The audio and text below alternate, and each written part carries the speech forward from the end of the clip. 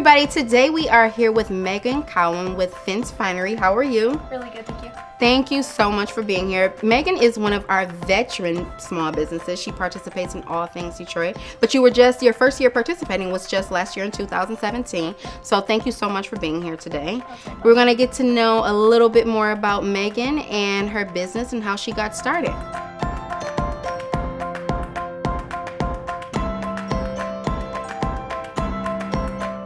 So, how did you get started, Megan? I know that we met. I know your husband, and we've worked on a couple projects together. But I feel like I want to know more about you and more about your business. So, tell me a little bit about how you got started.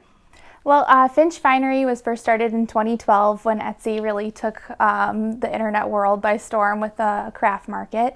When I first started, I probably had about 15 items on there, and my first year I made like $150. So it wasn't the best of the world, but you know, it was inspiring that, you know, I had this little niche in the market with the feathers. We specialize in natural feather jewelry and gemstones. So it's kind of a unique market. There's not a lot out there. And one of our better and more popular items is the ear wrap I have on, which is like the Mohawk style. So that particular design took me about 2 to 3 years to create. It was inspired by one of my friends that saw one on a model somewhere, and you know, they wanted me to come up with something, and I had already been doing feather earrings. So we came up with this design, and it's kind of grown ever since. And like you said, I did participate in the All Things Detroit show in 2016 March. It was my first show ever in front of an audience. That's awesome. Yes, I'd only been doing sales online. So we did the All Things Detroit show again in March. It was our first show in Detroit, being home back from DC. It was amazing. The community really responded well. People of all kinds, sizes, sorts were coming over and trying our product on. And it was validating to see that something so unique was accepted by so many different people. So I definitely think All Things Detroit was a good start for us. We did 13 different shows last year and tripled our profits from being online sales and I guess on the ground kind of sales. I love to hear those stories about how you first started and how you said you made $150 in the first year.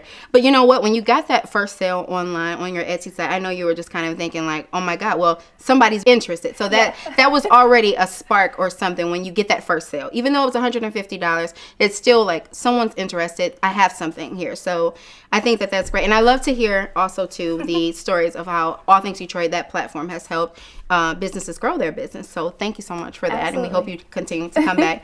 So I know that you've done Beacon Park and you've done a variety of different small business shows around the city. What would you say is your target audience? What would you say that your ideal customer is? Absolutely. So we did about 13 different shows, some being full weekends, some just a day. We really found our urban customer, people in city centers, were where our customer was. It's a younger clientele for sure, majority. I feel like, again, our product's very unique. And so when you discover it at one of these experience markets like All Things Detroit, you're there for the party, the festivities, the community, and you're there to find unique merchandise. And so I think, you know, these products really spoke to that customer that was there. And since then, yes, we have done a variety of different kinds of shows, but I really do feel it's our product focuses more around those festivities happening, or those community events in those city centers where there's culture and art and everything all kind of mixing and coming together. I think that's really cool. I think that is so great. So how long does it take you to actually make some of the pieces? So you hand make all your pieces, which I think that adds something to a business. When you are actually sitting down, making something, creating something, that shows that you're creative, that shows that you have a vision. And I think that's important in an aspect of a business. So we try to promote handmade items and a variety of different things. So how many pieces would you say that you can kind of make in a day? Sure. It was always kind of a hobby before I took on the ground shows such as All Things Detroit. So I've really gained a knack for it. I quit my full-time job. This is my full-time job now, is doing jewelry. Thank you very much. It's always a stepping stone. When it's your full-time job now, it's always a stepping stone. I remember when I walked out of there and said goodbye, it was just like, is this really real? So congratulations. Thank you very much. But yeah, it's all about staying motivated, staying positive, discipline, working from home. You know, it's great. I get to be around my pets and, you get my own coffee, things like that. But you have to have that discipline. You have to be able to make things that are selling really well in bulk. And, it oftentimes might drain you. You're making the same thing over and over again. It's important to stay creative and stay inspired. So go on your walks, take, a vacation or two, pay attention to vlogs or blogging and magazines, your surroundings, different trends that are happening. But definitely taking the time out to experiment with my own business was the most successful in getting everything going. That is really great. So another question is, what is one of the hardest things that you struggle with in your business? I know that it can be hard because being a wife and, having those different responsibilities as well, there's a lot of compromise and it takes up a lot of time because when it's your passion, it becomes your life. And when you have other responsibilities, it can be very, very difficult. So tell me a little bit about some of the hard, kind of the things that you're just kind of struggle with just a little bit. Sure. Again, motivation. You got to stay dedicated to your time. Time is everything, and you have to be sure that you're producing pieces. In the beginning, maybe it took me a day or two to create a bigger piece. Now I can pretty much crank them out in a systematic form. I've built my own machine. Over time, you have a system. Over time, I would say I can create 20 at a time. So it's all about planning your day, planning your week, having that number or that outlook in the end, making goals for yourself financially. Maybe it's, well-being or your surroundings, making a more inviting studio so you can get there and be inspired and ready to work. But to have that end number and in your head and the growing factor, where you're going to grow next, I think is the part that inspires me and keeps me going. But also when it comes to struggle or something like that, it's more so, how can you turn the negative into a positive? If you had a bad month, what did I miss? What marketing can I get? Are there other shows I can take opportunities with? It's really just using your resources and your time wisely to figure out your next step for growth.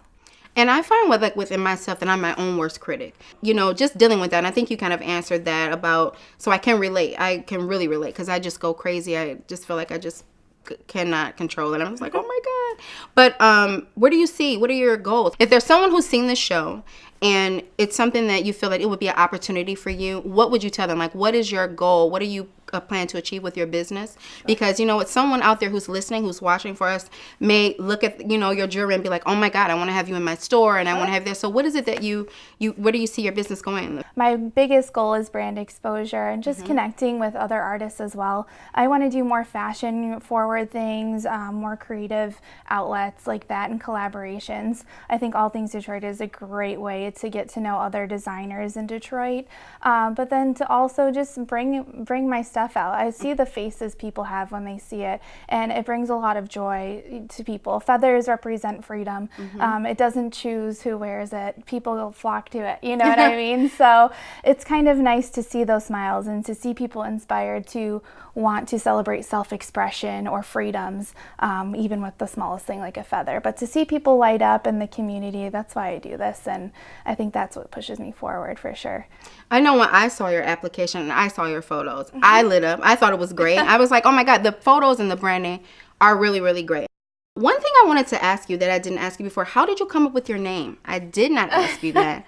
Little trick question I threw in there. Well, I love alliteration and I love whimsical things. Obviously, I deal with feathers. So Finch, I think it's a cute little petite small bird. It's really flighty. It's in, it's out. And then Finery is just a beautiful word for jewelry and for the finer things in life. So I'm happy with it. But I think it describes everything. Yes, and it's very catchy. It's very catchy. So tell us about a few of these pieces that you have here. Yeah.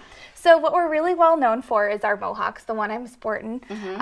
We were accepted into Raw Detroit and we decided to take on a little more rock and roll. So we came up with these longer extensions. These ones probably hang around almost a foot down the ear.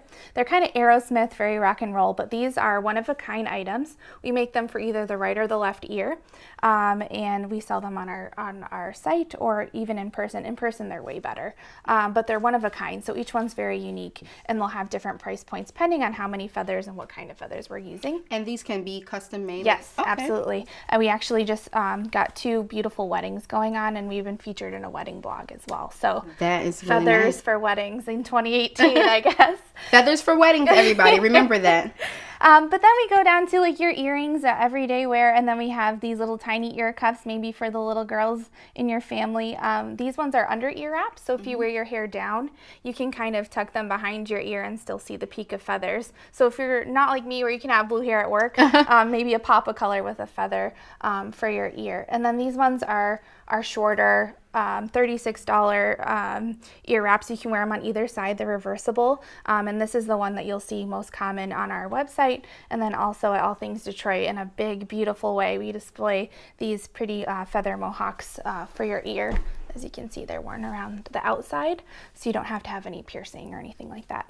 Those are really nice. And these here, these are just different necklaces. Can you tell us a little bit about those? Yes, I'm a huge fan of gemstones. I've been working with gemstones since I was 14 years old.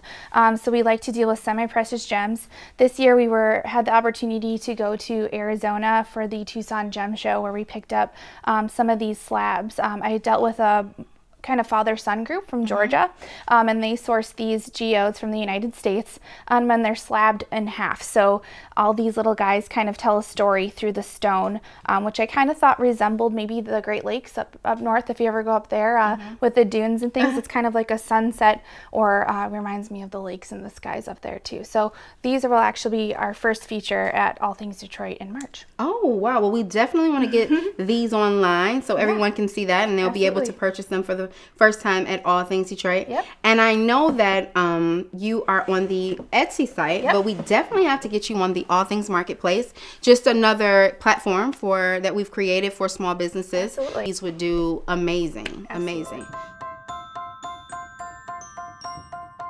What can we look forward to seeing you next? Well, All Things Detroit, we hope to participate in all 3 events for that. And then the night market at Beacon Park, which as Jennyfer also hosts, we hope to be a part of that as well as a few major music festivals between here and Chicago. That is great. Well, definitely want to be at the night market. We are doing the night market at Beacon Park from June 9th to August 25th. And there will be an array of businesses every weekend from 7 to midnight. So we'll catch up with you there in June to see how everything's expanding, how you're growing, and where we can find you next and what's good for you. So tell everybody where they can find you, how they can get in contact with you, your website, to follow you on Instagram and your social media channels. Yeah, so Facebook and Instagram, it's Finch Finery, and then www.finchfinery.com. That's where we're at. Thank you so much for being here. I feel like I got to know you today. I feel like I know you, I know your husband. I really learned the background behind your business, because that is why a platform like All Things Detroit Conversations is so important, because we want to know about you, your product, and I just feel really good about you actually hand making these things and seeing all the hard work that you put into it.